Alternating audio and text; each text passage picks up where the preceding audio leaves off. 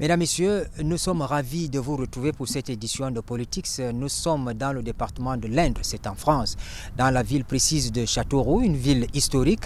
Et nous sommes ici pour parler de l'aviation, de la maintenance aéronautique. C'est avec le concours de Valère Industrie. C'est un groupe qui est connu mondialement dans la maintenance aéronautique. Notre guide ce matin, c'est Bruno. Merci d'être avec nous. Ce site, il est connu dans les métiers de l'aviation, parce qu'on parle toujours de Marcel Dassault. Oui, entre autres, oui. On est sur l'aéroport de Châteauroux-Déol, aéroport Marcel Dassault. C'est un endroit historique dans le sens où les premières installations qu'on a étaient des installations qui ont été construites pour la fabrication d'avions blocs à l'époque, qui était le nom de Marcel Dassault, et qui sont toujours opérationnels et classés, et que nous utilisons aujourd'hui pour la maintenance, le stockage et le démantèlement. Bruno, on va vous retrouver tout à l'heure pour faire le tour du propriétaire. Bonjour.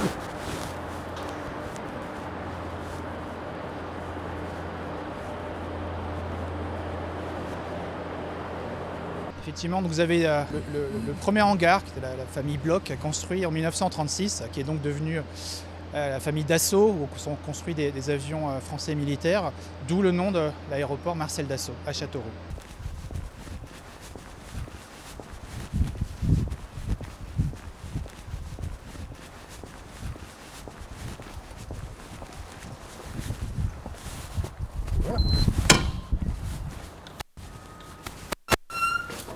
Châteauroux était la plus grande base militaire de l'OTAN dans les années 50, jusqu'à ce que la France quitte l'OTAN. C'est donc une base américaine qui servait à la fois de logistique essentiellement et beaucoup à l'entraînement des pilotes. Et c'est toujours le cas aujourd'hui puisque la position géographique de l'aéroport, son côté un peu isolé, permet aux compagnies aériennes d'Europe en général de venir faire de l'entraînement pour les pilotes.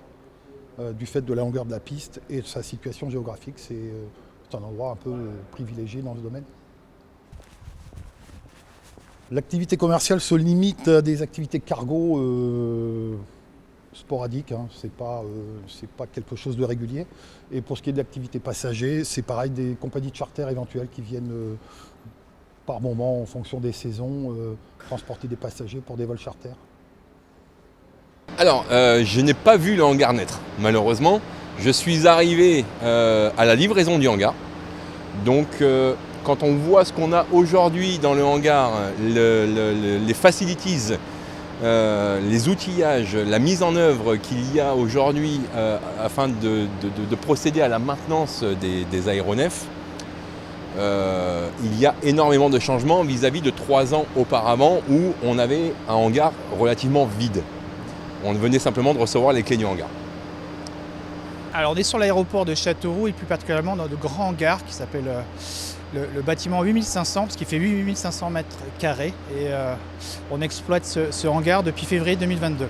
Alors tout particulièrement dans ce tout nouveau hangar, ici on réalise des grandes révisions, donc ce qu'on appelle les check-C sur des avions moyens et long courriers, tout particulièrement des types Airbus A330 et famille Boeing 737 et Airbus A320.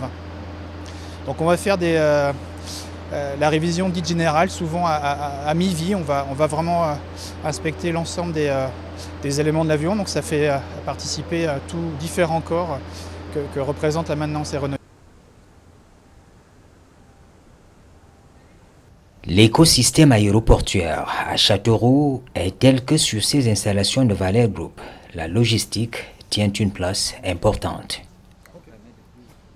C'est un peu comme dans tous les systèmes. Si on n'a pas de logistique, si on n'a pas de pièces pour réparer l'avion, si on n'a pas de pièces pour faire en sorte que l'avion ait une continuité dans son exploitation, c'est une perte d'argent phénoménale. Donc la logistique, c'est vraiment un élément clé de la maintenance aéronautique.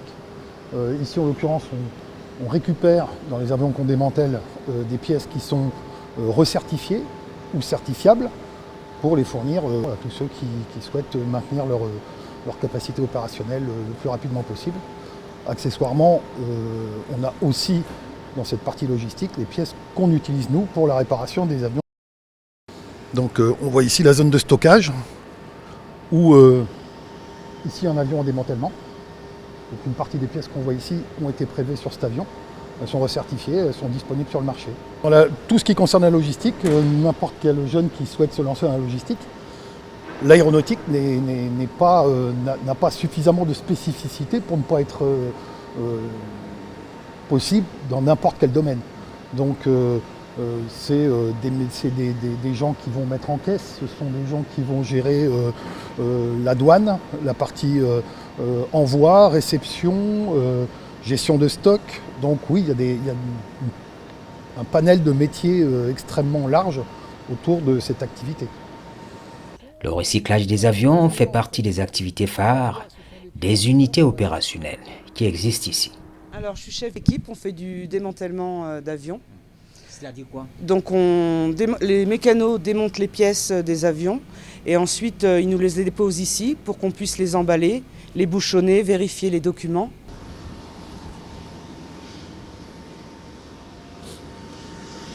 Je suis parti de mon autre entreprise et après je suis arrivé là, on m'a pistonné et du coup ça m'a beaucoup plu et je suis resté ici, quoi. Voilà. Le travail, ça se passe bien oui, pour très une bien. femme? Ah oui, très bien.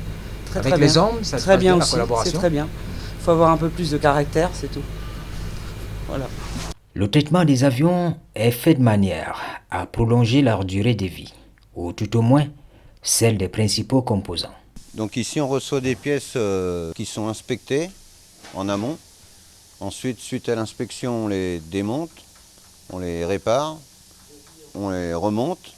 Il y a une autre inspection à la fin, finale.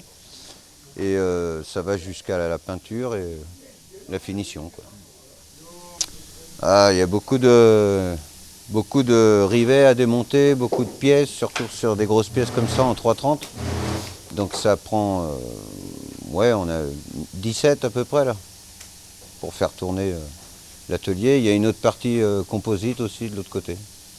Donc on fait tout ce qui est chaudronnerie, aluminium, composite, carbone, fibre, tout ça, quoi. Plus la peinture. Les solutions sont nouvelles, innovantes et rentables pour les exploitants des aéronefs.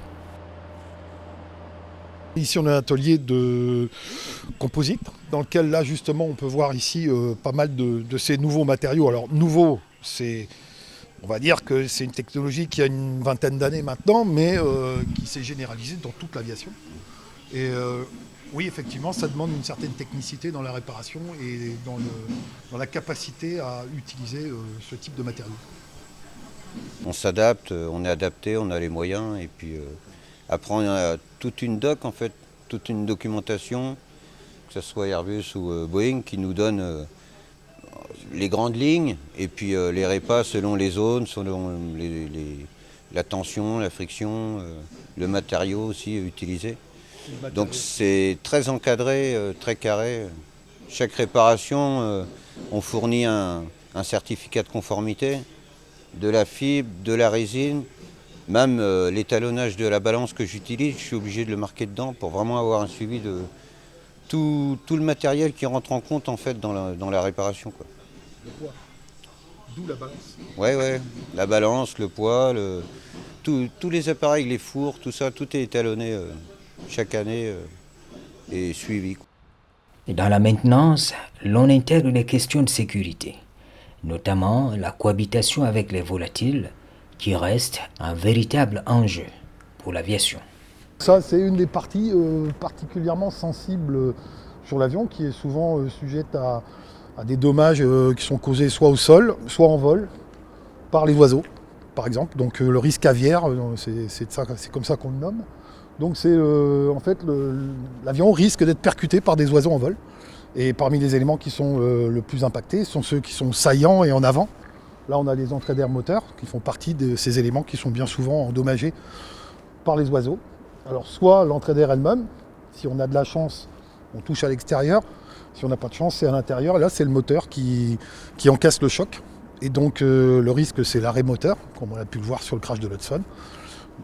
Ce qui était le pire, puisque là, en l'occurrence, c'est les deux moteurs qui ont été touchés. La plupart du temps, il n'y en a qu'un. Mais la partie saillante du moteur, donc l'entrée d'air, font partie des éléments qui sont souvent endommagés et qu'on propose à la vente, justement, pour permettre de continuer à voler. À Châteauroux, l'appareil de service offert par Valeur Industrie, partenaire de l'autorité aéronautique du Cameroun, va de la maintenance au recyclage des avions, passant par la peinture aéronautique, le stockage et le démantèlement d'avions.